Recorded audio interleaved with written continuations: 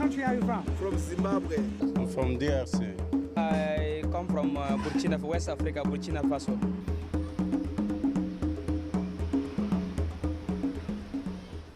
Every day, hundreds of business people from over 20 African countries look for goods in Xiaobei and Dunfeng streets in Guangzhou. Locals now call this area Little Africa. Beneath the surface, illegal immigrants are becoming a major problem. Some African traders use fake identities, and others overstay their visas. Jonathan is one of them. Because I'm coming from another country, not Nigeria. Which country? Gambia. Gambia. Yeah, this is not my true identity. It's from a relative's identity. It's not legal, but my identity would not allow me to live the life I'm looking for. So I have to now look for other means which have been offered. Jonathan says he spent about $2,000 to buy this fake identity so he could continue doing business in Guangzhou. Others can't afford this expense and have simply taken the risk of overstaying their visas. Gabriel says when he failed to get a visa extension, he was left with no choice. Nobody wants to overstay. You know, when you overstay, it gives you many problems, you know. If you overstay, maybe you hear police is coming, your heart breaks, you are afraid, you are scared, you know. He does his best to hide from authorities. He runs the risk of deportation if he is caught without the proper documentation. The city of Guangzhou is now one of the largest homes of African traders in Asia. Some estimates put the number at 200,000. Authorities say that's a gross exaggeration. 在广州的非洲人呢，我们这个从常住人员来讲 Statistics show over 500,000 entries and exits by Africans via all ports in Guangzhou each year. The number of Africans who have lived in the city for over half a year has risen from some 3,000 in the past to more than 6,000 now. Oduku Emma has lived in Guangzhou for over 15 years. As a president of the Association of Nigerian Community in China, he says the number is a controversial issue. Because so many of my citizens using Congo passport, using Ghana passport, using Cameroon passport, using so many different countries. And the same Cameroon, some of them using Nigerian passport. How can you count?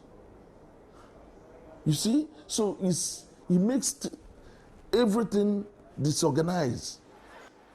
Mr. Emma says this is a norm. When you're talking of percent, I will tell you that almost people overstay and people using different country passports. It's almost 70% out of 100.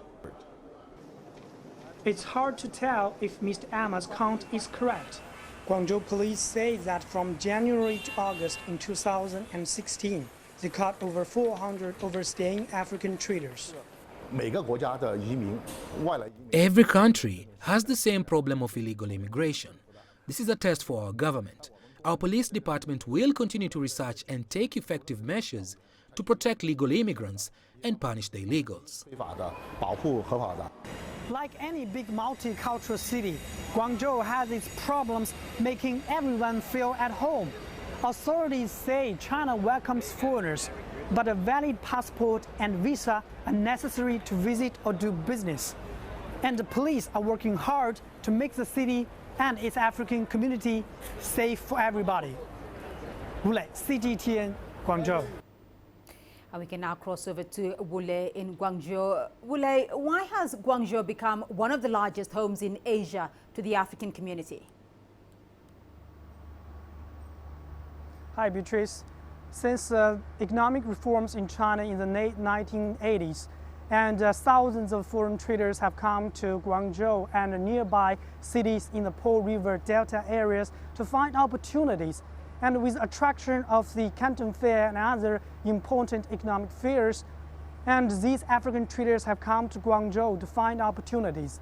And I talked with dozens of African traders, and they told me that they can find anything they want here in Guangzhou, from clothes to electronic products, From building materials to cosmetic products, they can find anything at a good price, and also they can ship them back to Africa, and some of their families and friends can sell for them. So they told me that the weather is also another important reason, because they find the weather here in Guangzhou is also very warm and cozy and comfortable. So that's why so many African traders have come to Guangzhou and trying to set down here. Beatrice? Well, we did see in your earlier report there, Wu Lei, that some of the Africans have some challenges to do with overstaying and because of the visa restrictions. What are the main challenges do Africans in Guangzhou face, though, and how are they tackling them? Indeed, as the economic cooperation between China and Africa grows closer, and more Africans are expected to come to China and Guangzhou. But they are also facing a lot of challenges, and life is not easy for them to integrating into the Chinese way of life. For example, language barrier is one of them. We know that most Africans speak English and also French, but they have to communicate with their Chinese partners so that they can do business together. And also cultural differences. Due to different traditions and the different regulations, people in different backgrounds need to work together. And cultural clashes with local Chinese also happen on a daily basis. And also we know that a growing number of Africans are marrying Chinese. So the mixed marriages are also growing. For them, communicating and also with their friends to fit together into their families and friends are not easy. And also their children. The children need to go to school, need social welfare and education.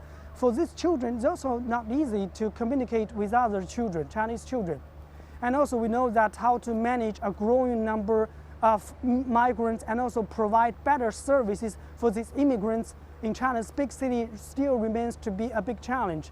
So in my coming series, I will bring you more about the challenges and also opportunities, obstacles these African traders face in Guangzhou in the coming days. Back to you.